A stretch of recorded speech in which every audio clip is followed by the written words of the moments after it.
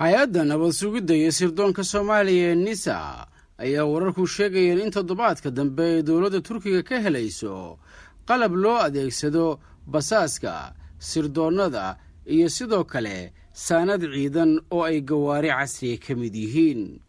xogahan soo baxaya ee ku aadan NISA taageerada ay ka helayso dowladda Turkiga ayaa imanaya iyadoo madaxweynaha Soomaaliya Maxamed Cabdullaahi Farmaajo uu maalmaha soo socda wafdi uu hogaaminayo safar ay ku tegayaan dalka Turkiga kadib casuumad uu ka helay madaxweynaha Turkiga Rajab Tayyip Erdogan.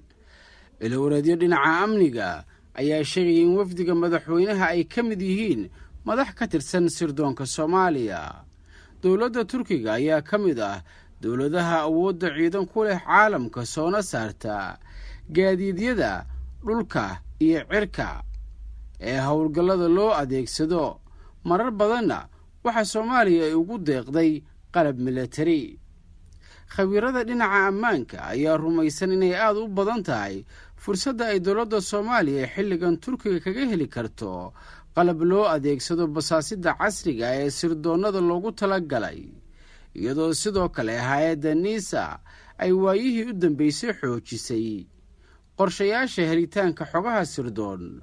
saraakiisha ammaanka Soomaaliya ayaa sheegaya in muddo sannad ah la qorshaynayay sidii Turkiga taageero qalab militari uu u siin lahaa nabad sugidda Soomaaliya, inkastoo aan weli la helin xog rasmi oo ku aadan qalabka sirdoonka Soomaaliya uu dalbaday.